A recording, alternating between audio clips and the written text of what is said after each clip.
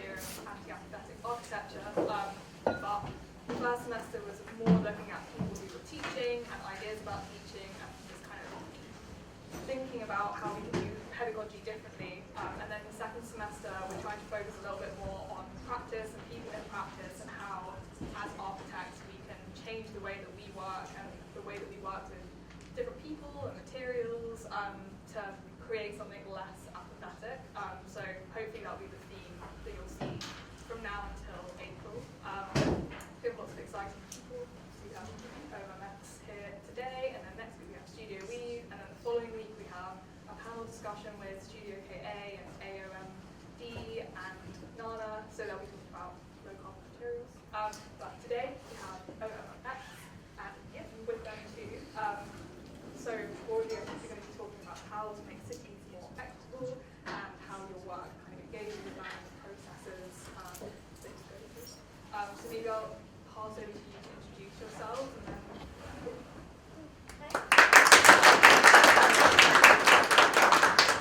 Hi everyone, thank you for inviting us tonight. So we are OMMX. I'm Zina, this is Jenny and Amy, and we are joined by Yip, who we work together on the creation of Young Policy Makers. Well, thanks, Zina. Evening all. I'm Yip Siu. I'm currently collaborating with OMMX on a project called the Young Policy Makers project. A bit of background on myself. I'm an architect working in public practice in the public sector in Regen and also lecturing partners. So I think I'm very interested in forms of collaboration and also how we can begin to kind of draw in the communities to support, I guess, a kind of delivering capital projects across the capital. So we wanted to discuss the many hands involved in a building throughout its entire lifespan, sparking various forms of cooperation that extend beyond architectural practice. And the idea of the lone architect single-handedly reshaping the world is a misconception. And so instead, we wanted to speak about the story of architecture as a multi-handed endeavor. And the moment the architect's involvement is understood as fairly short in comparative to the length of the building's life.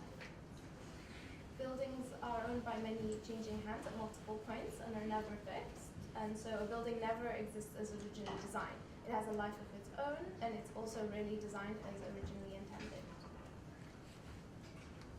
And much like a collectively written novel, original intentions have unexpected endings. What happens to the story when it's out of everyone's control? Architecture is invariably always only a framework, but what's important is who and what that framework enables. So to make space for other people's stories to exist. And conventional perception places the architect's role predominantly between RIBA stages 0 to 6, and to deal really with the design of buildings as a finished product. But we want to know how the architect's role extends beyond these boundaries. And so our emphasis is going to be on the projects that go beyond these stages, so exploring where design begins, where it ends, and where it begins again. So it's really important for us that anti-apathetic architecture speaks for the many, not for the few. So it's inherently plural and many-handed.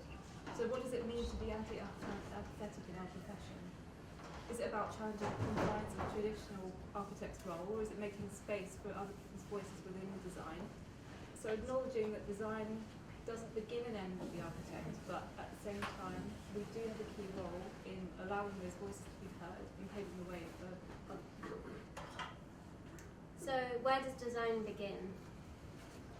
We're interested in what agency there is and for who before briefs are written. So who should be consulted before designers, and what can our role as architects be within that process? So, and also, should we even have a role?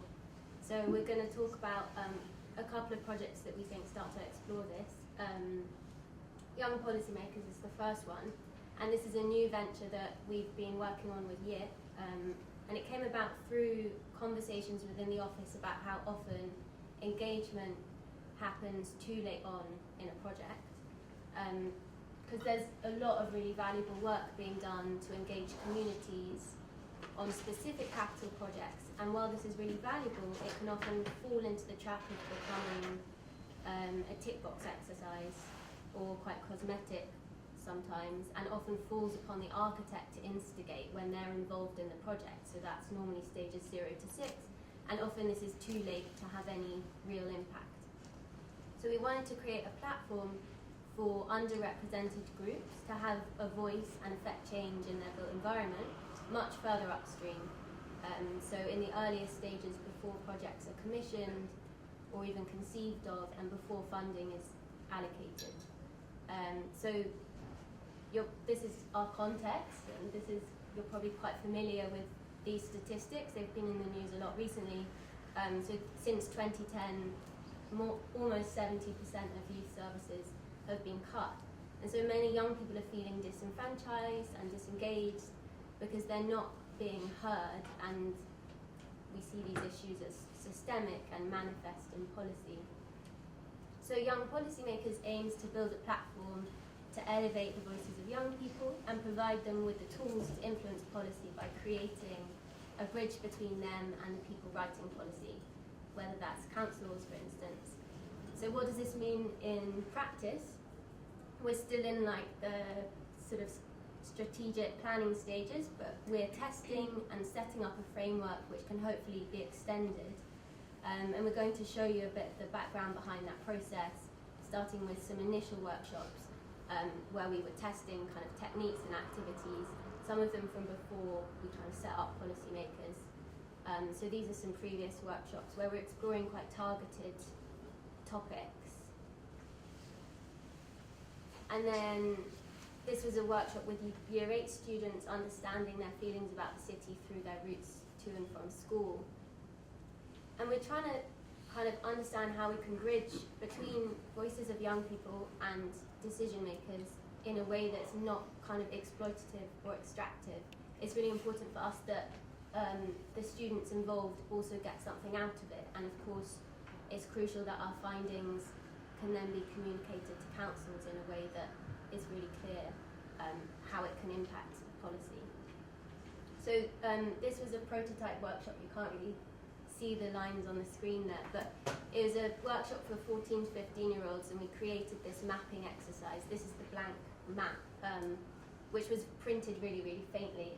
It was a massive map of London, and the students were asked to fill it in with their thoughts and musings and feelings and stories about the city. And so this is the physical outcome, which was a 3 by 3 meter map filled with drawings and notes. And they ranged from quite light-hearted and fun notations to much more serious and critical readings of the city. And we learned a lot from the process, from the logistics and planning of the workshop through to how you actually engage a group of 14 and 15-year-olds for 3 2-hour sessions and they not get bored, which a lot of them did.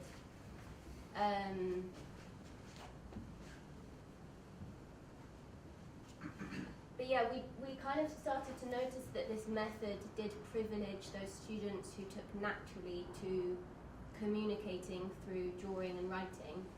And so going forward, we wanted to try and kind of devise workshops with much more inclusive kind of mediums. So many students found it easier to communicate verbally, and they did that, but in these workshops we didn't have the kind of means, practical means or permission to record those verbal stories, for instance. So yeah, we envisage young policymakers kind of expanding to reach schools all over London and then beyond to the rest of the UK, but we're starting quite small, focusing on 2 councils in London. And so this is a map, this is just a kind of process map as part of that, kind of identifying the key players and existing policy documents such as local plans, as well as schools and where they start to overlap. But yeah, Yip might say a bit more about it later in the discussion. Yeah, the next project we wanted to talk about is Returning Humanity. So this was an installation we did as part of a bid for the redevelopment of Canning Dock in Liverpool.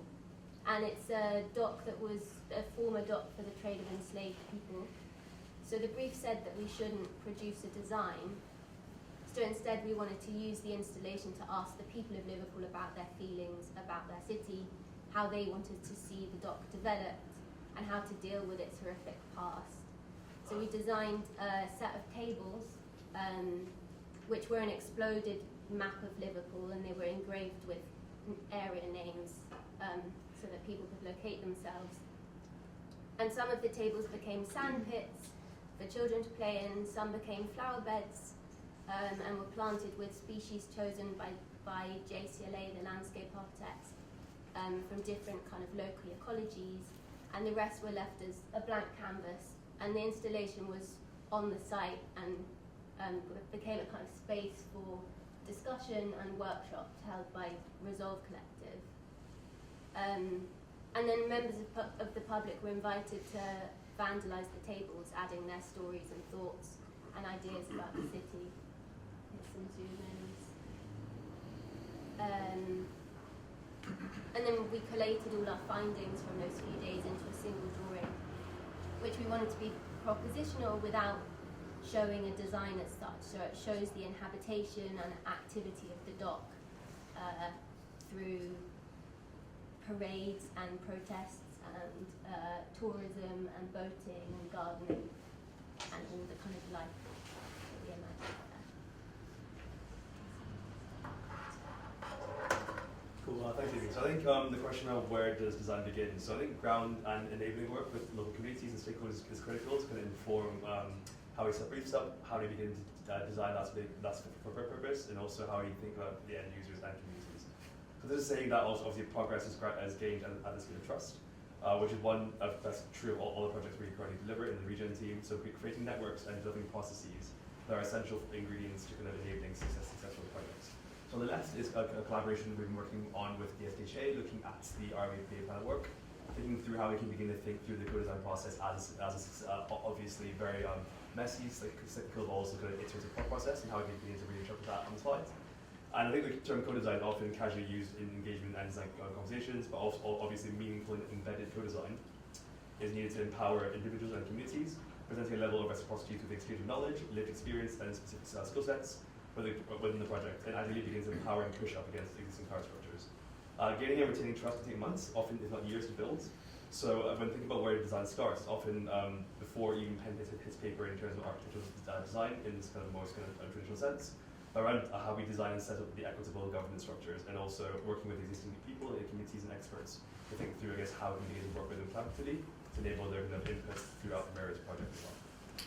So here are probably a few slides we worked around with schools over the course of 4 weeks last year, looking at how we can begin to empower young students in the area and in local schools to help support and understand, I guess, basically what the levels of deprivation are in Hackney, also how that can begin to inform a kind of community workshop workspace in the area. So working through that, just kind of thinking through how we can begin to use modelling tools as a way to kind of think through the process of negotiation, but also looking at how we can begin to map out and also give chances for young people to be empowered to talk about, I guess, the challenges we face in communities, looking at the indices of multiple deprivation as a way to kind of guide and map that out as well, and thinking through how they can begin to use a voice and the tool of the survey and surveying kits to really amplify the voices through, I guess, photographic surveys, but also through interviews and capturing that as well. And through this, we were looking through how we can begin to think about how type and lived experience can also form part of, I guess, an enabling process for thinking about potential designs on site. So through I guess, it's a series of kind of photographic workshops, photo walks, interviews, and also sonic recordings. We then work with a kind of graphic designers to help support them to develop a new typeface for the area, so capturing local interviews, sounds, and transit across the areas of, I guess, high deprivation and local MSOAs to help define potentially how we can begin to almost act out or begin to, I guess, supply a template for enabling future work on the site. So this could inform the way that we begin to look at the typeface of the area, how we can begin to develop a typeface and graphic identity and wayfinding for the site to enable, I guess, future design work to begin as well.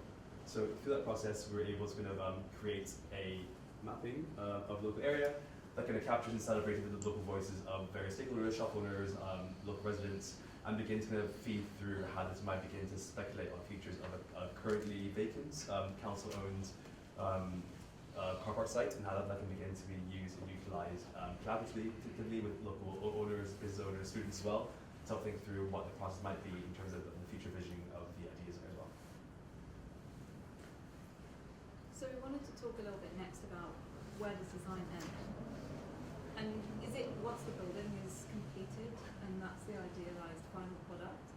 But we kind of wanted to resist this idea that the future is almost an unknown quantity and we have no place in it. A building, it takes on its own life, it grows, it changes. It doesn't mean that doesn't mean that we should step away from the design.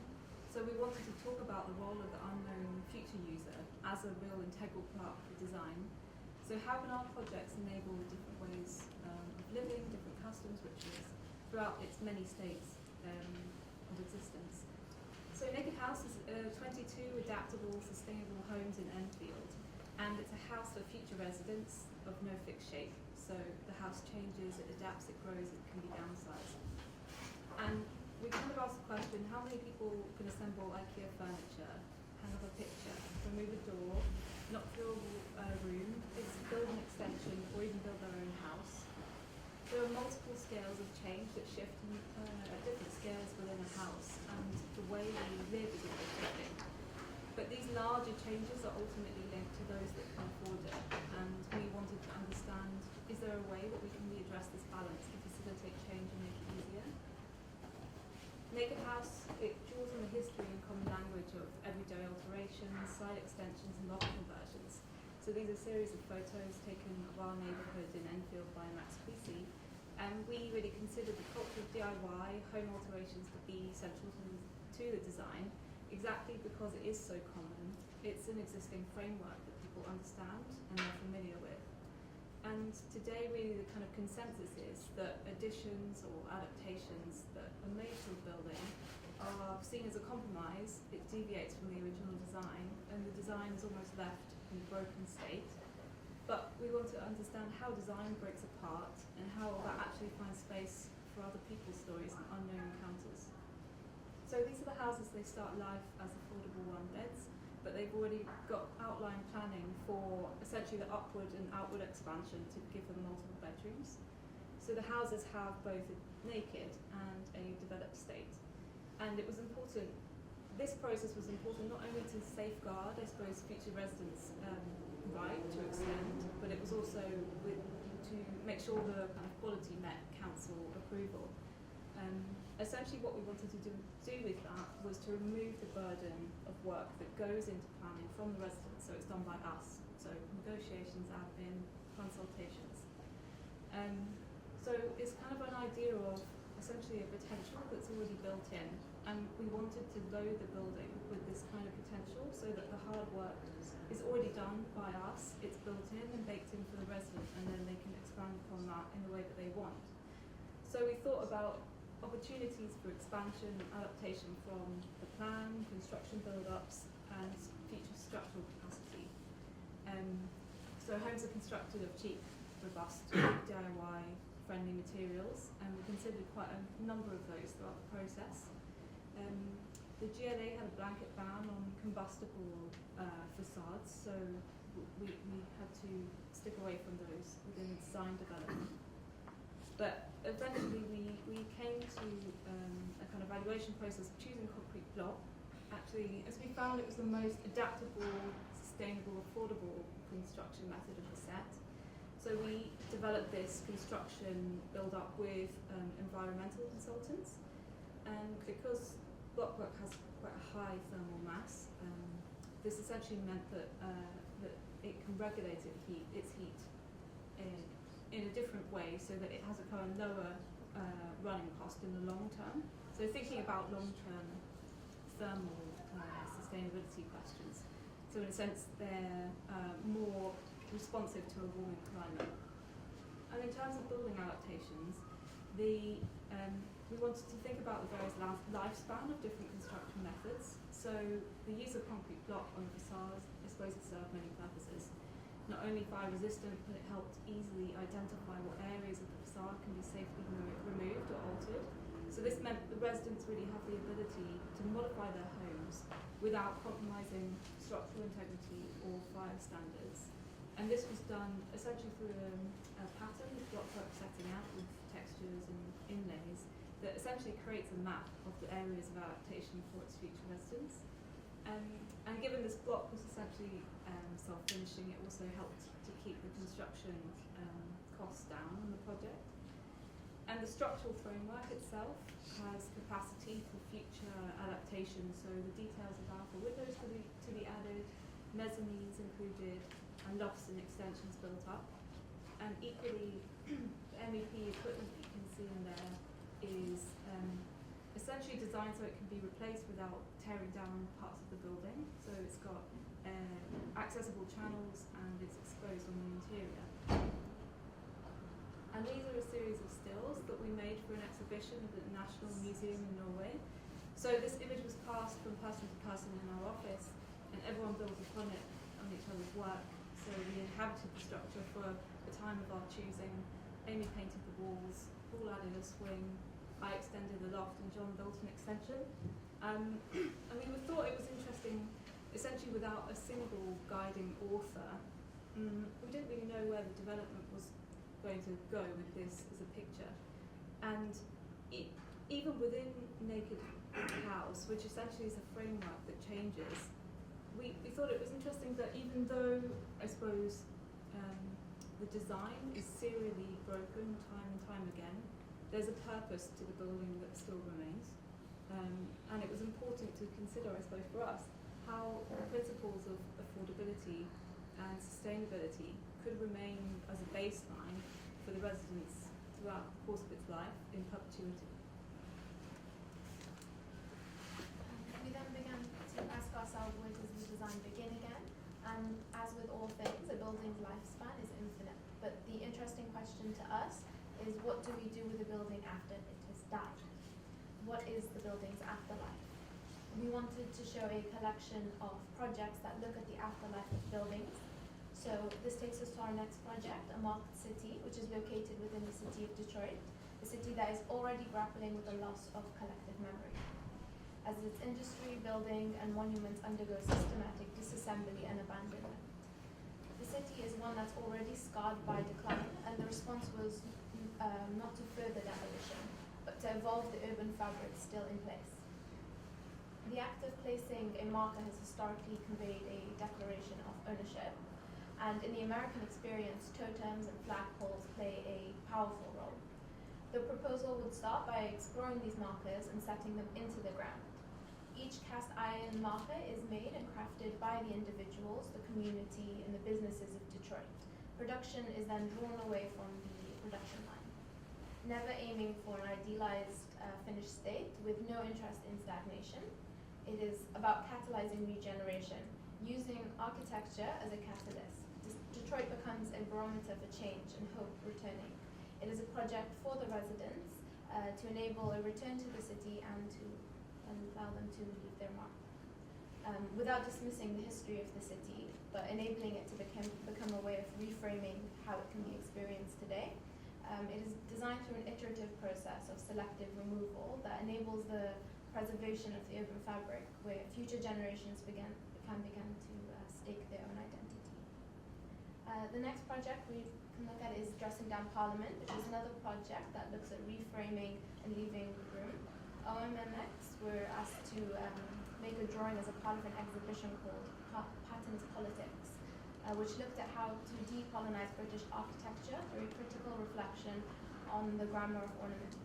This was a very influential 19th century work by Owen Jones, which acts as a catalogue of patterns drawing from his international research. The collection takes thousands of patterns from multiple cultures and histories and flattens them into Jones's own groupings. Nowadays, it is understood to be a very problematic document. In response to this, OMMX produced Dressing Down Parliament, which is a drawing of the Palace of Westminster that would strip it of its veneer Gothic ornament to reveal the crumbling structural brickwork behind, but leaving fragments of ornament as a reminder. The space that is left behind is seen as an opening for more diverse forms of representation. This was in 2019, and in the wake of the Brexit, and in the midst of the debate about the need for repairs to crumbling buildings, which would obviously cost billions of pounds.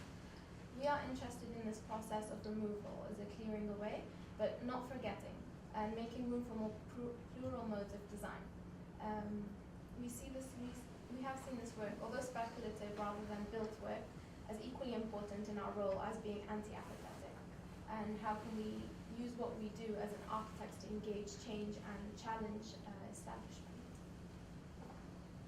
Great. So I think on this slide here, it looks at a 3D scan of existing kind of forest and arboreal cultures. So where does design begin again? So basically on the kind of citywide scale, we imagine cities through how we then look through natural ecosystems, such as arboreal networks in forest evolve and change is crucial. So thinking through kind of Peter Wallabian's Map of Trees and how buildings begin to decompose into the fabric of our high streets and the built environments. How do we reframe construction waste and material into regenerative resources for communities as well? This requires forward thinking, planning, and obviously buy-in across public, private, and community stakeholders at the outset of projects to achieve a longer-term vision that begins to think about how buildings are beginning to be put together, disassembled, also thinking through how the kind of design process forms part of a kind of formulation for this. I guess mainly beyond key architects' work stages of 1, 2, and 6. A turnover of client and project teams and potentially even our own lifetime. So thinking a lot longer about what the ecology of a building is and what that means to our environment, but also how that begins to impact on the local ecologies. So how do we begin to think about this? Is it through adaptive reuse, disassembly, community wealth building, and also cradle to cradle thinking?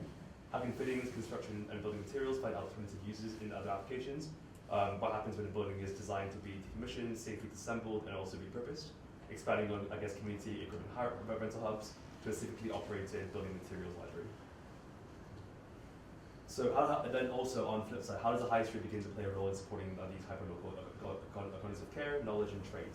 Are there kind of new social contracts that are going to be established in high streets and town centres about collective ownership, reuse, and the redistribution of fittings, components, and building materials? And ultimately, who is the designer here?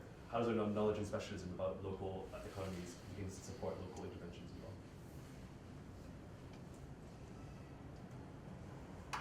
So, for us, being anti-apathetic is about responding to the world around us in a proactive way, be it the climate, the political landscape, or the inequalities around us. And it isn't always a big gesture, or it also isn't always successful. So sometimes it might be about clearing away, making space for others, but also shouldn't be about shying away from design. So how can we extend our role between stages 6 and 0 to break down apathetic barriers to projects, professions, and communities? Design doesn't begin and end with the architect, so it's about acknowledging our limits and working within them to enact change, but also understanding when we have to extend beyond them.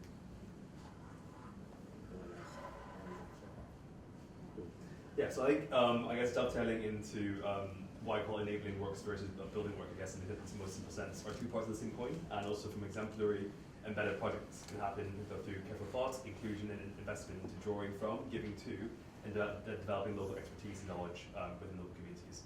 So partnership working across local authorities, research, academia, through sector groups, and community groups is crucial, as no one has all the answers. So thinking about how we can begin to bring parity of voice and agency to the room is foundational, especially around those whose voices are heard and those who are more marginalized.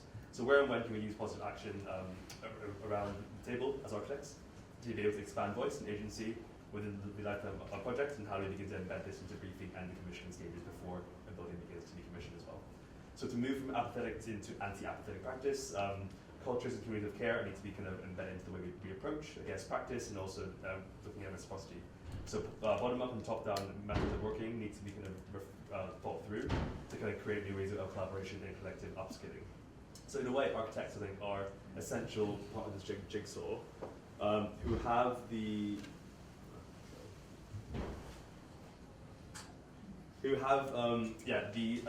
skills and ability to communicate, think out of the box, act as champions, change makers, and conveners of various priorities, ambitions, and voices in order to enable, set the tone, and make space for others to kind of create a new opportunity to practice.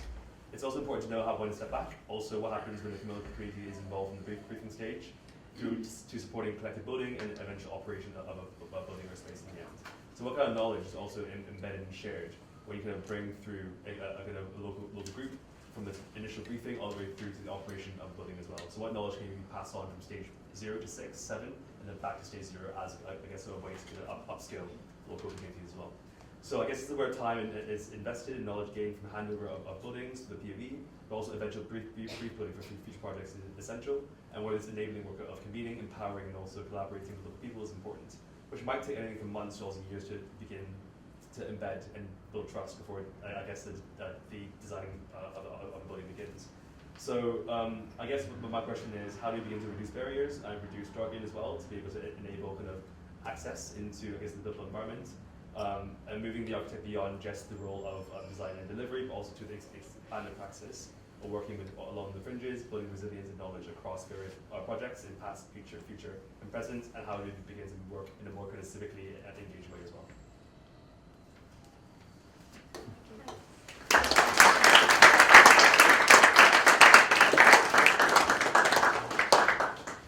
Thank you. That was really fantastic, and it was really lovely to hear you kind of talk about work which we've both seen and haven't seen and has been published in the world, and perhaps things that we're working on more separately in practice. But a question I had was, I think I was always drawn to the work of OMMX through the quality of drawing and this kind of like beautiful visual output that you produce, and I wondered what you think the role of drawing is and the work that you're engaging with at the moment, and I guess like what you think the power of drawing is. I can maybe start. I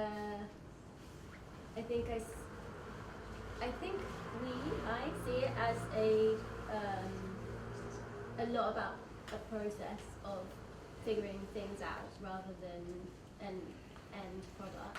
And I think often a drawing in the office that maybe looks quite finished, so for instance that naked house elevation will have been, that's a stage 4 design tool, so we set that up at the beginning of detailed design and we were working through it for months, 3 or 4 people kind of moving things around, testing, and I think that's definitely something we're interested in as well with the Liverpool project and with young policymakers in some of those workshops, as the drawing as kind of space, an event, and a way of kind of engaging with people, colleagues or communities, whatever.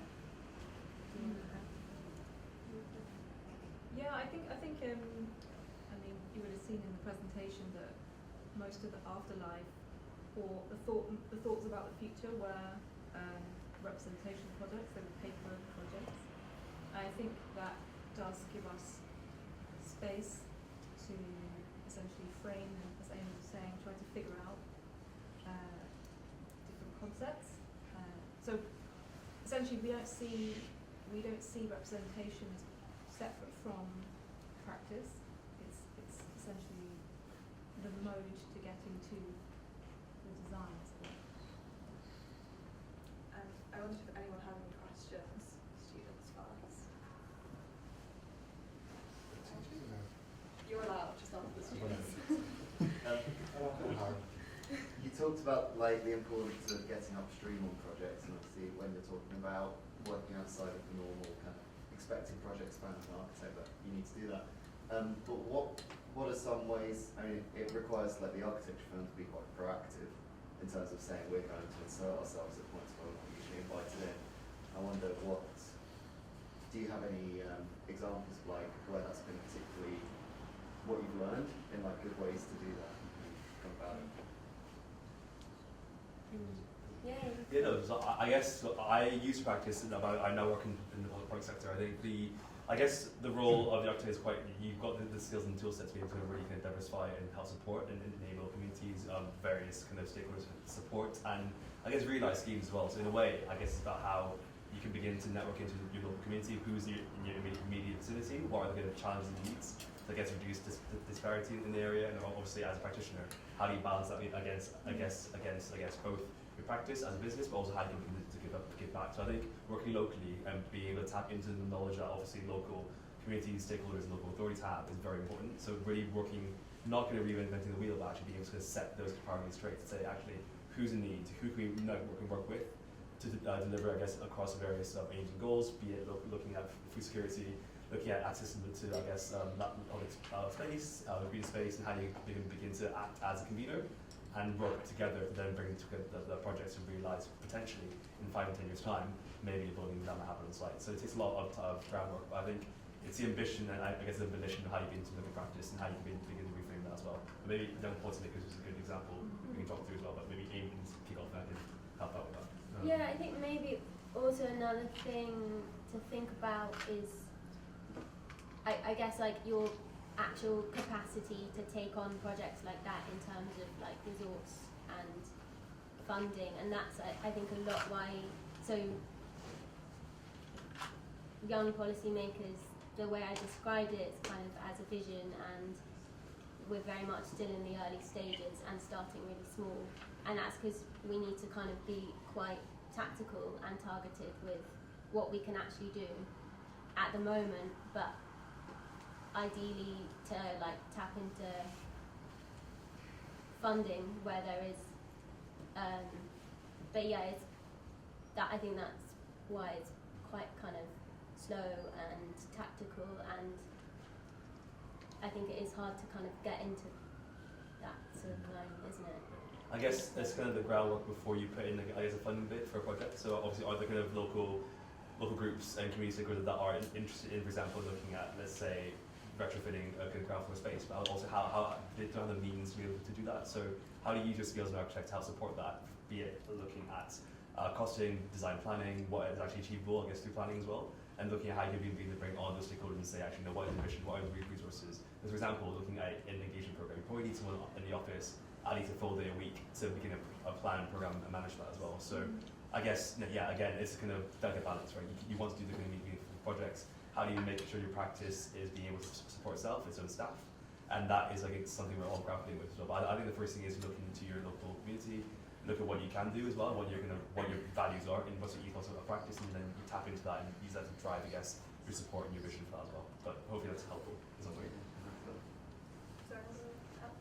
I'm just wondering about your public engagement work. I thought the kind of tools you were using were so engaging and interesting, but do you have any other mediums or interests you'd like to develop as practice that focus on public engagement specifically? Yeah, for sure.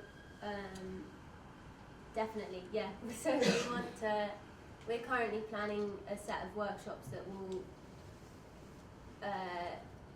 work hopefully in a way that's a lot more natural for the young people that we're working with.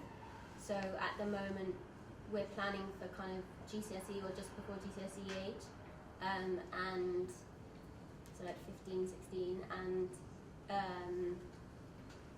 yeah, so we've had a lot of discussion in the office and with Yip about how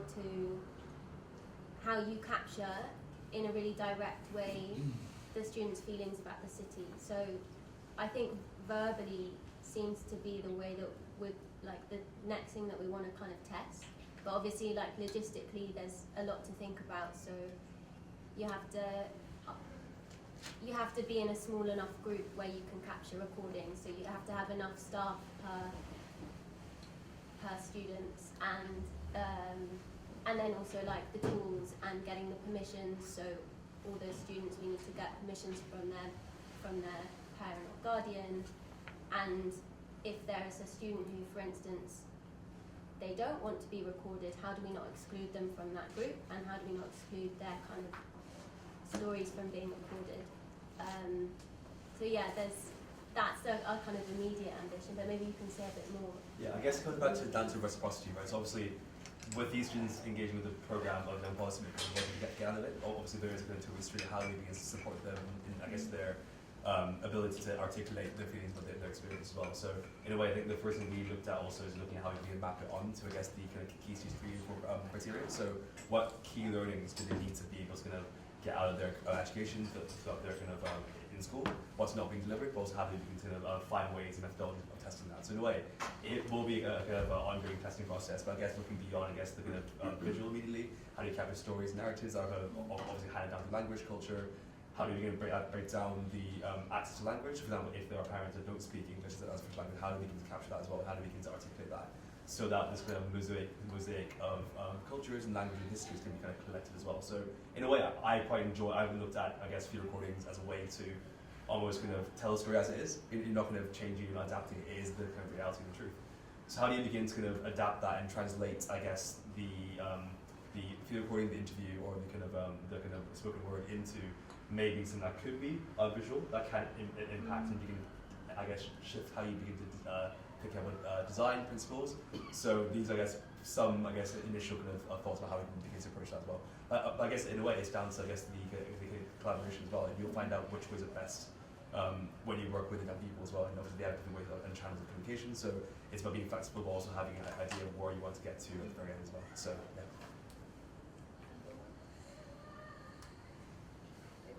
Hi, I'm David. I teach here. Thank you for the lecture. I do know your work. The only policymaker thing is the thing I want to chat about.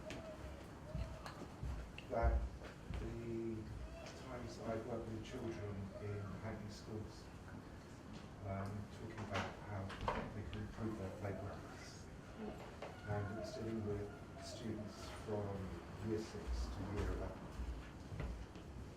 And what's kind of interesting to yours, you said, what can you imagine? And then imagine 2 states of water, you said, a ski slope and a swimming pool. Tons of energy to swim. Tons more energy to snow. So children have a great imagination, but don't understand consequences, cost, money, policy, so on. And yet they can kind of provoke nice ideas in the adults, young students who are there with me learning. And that would need a lot of kind of processing, like, and translating, like all the design ideas do. So my question is, given the kind of complex knowledge base that you, as really intelligent adults, have had to assume to even to operate in the sphere of architecture,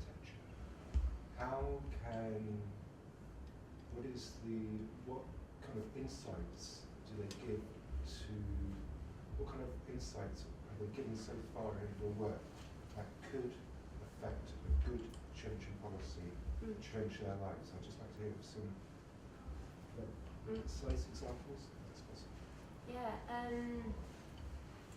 so I think something that came out of the last workshop we showed with the big map was something we learned, is that it takes a lot of time to start to come out with things that seem serious. So, but I don't think that necessarily made the so for instance, in the first workshop, a lot of the ideas, like the students were taking it really playfully and being really imaginative, coming up with ideas that obviously could never happen, proposals. But as we found that the most kind of sort of meaningful moments came when we just kind of asked them questions about not to suggest things or say what they wanted, but just ask them questions about how they use their city. And so there were things that came about by the third workshop. I think they started opening up, like in really tiny ways, like saying something like, so it was all female students, and talking a lot about like safety in the city. I don't feel safe walking past any vans, one person said. If there's a van parked, I won't walk past it. So we ban vans? No, it's not, I guess. No more Amazon deliveries, fine. Yeah, maybe. Or just sort of certain stretches of street that they don't feel safe walking down. Lots of maybe issues that I didn't realise they would be kind of cycling everywhere. That was silly because it was a central London school. Of course, a lot of them cycled everywhere, but that was a big issue for a lot of them as well. So, like feeling safe on their bikes on the roads. I don't know. Do you want to add to it? No, I wasn't there for that workshop. I think that it's important to be able to kind of have that imagination and then be able to kind of ask key questions. So obviously that big progress from, let's say, let's ban some bans to something that's kind of more kind of constructive. So I guess framing it around, I guess principles around good growth. I guess the mayor's principles around good growth by design, like realm safety, looking at various things such as net zero. That would involve the police, yeah. And That that's pretty horrible what they do when we talk about secure by design. But then, yeah, so it's about how you begin to look at existing kind of design research and policy making key themes within the local plan. How do you begin to bring these kind of initial thoughts and ideas together, put them through into a legible format where you can begin to translate that for the policy But this is makers as well. really interesting, Yeah. because I think that's what architects do best, which is taking, like, maybe the way that scientist writers do, who deal with great complexity to make it understandable to stupid people like me. And I think that that's really interesting, is to make some of the complexity of the frameworks that affect architecture legible to a broader audience. And I think that is one of maybe the things we're doing, how I've talked about it. I was thinking about that when we were doing it. I think that is, it's very difficult, I mean, for architects to change the world these days. Yeah. And even though we want to, but I think that idea of making kind of like, in some ways like Finn Williams did it once in a lecture where he showed like, you know, this is where architects have agency, and he showed all the steps before and after who has power. And I think making where power is and how it's exercised and communicating that without bias legibly to broad audiences. I think lots of people on hackney estates where I live would actually love to have a lot of the world demystified, because it feels very scary when it's so, you know, and then you kind of just compare yourself on the way. And I think that's why the work with the young policymakers is so important, because engaging young people with their cities, and if you're not gaining answers, they still feel like they have an agency over the places they live and begin to understand the mechanisms that kind of are in place that make the city that they live in. Like, I mean, even to a 12-year-old, understanding that policy is the reason why certain things happen and certain things don't. I mean, when I was 12, I had no idea that was how the world worked. So I think it's just this process. When I was 20, I had no idea how I the mean, world even works. 20. I think that's maybe a good place to end. And thank you so much for coming today. It was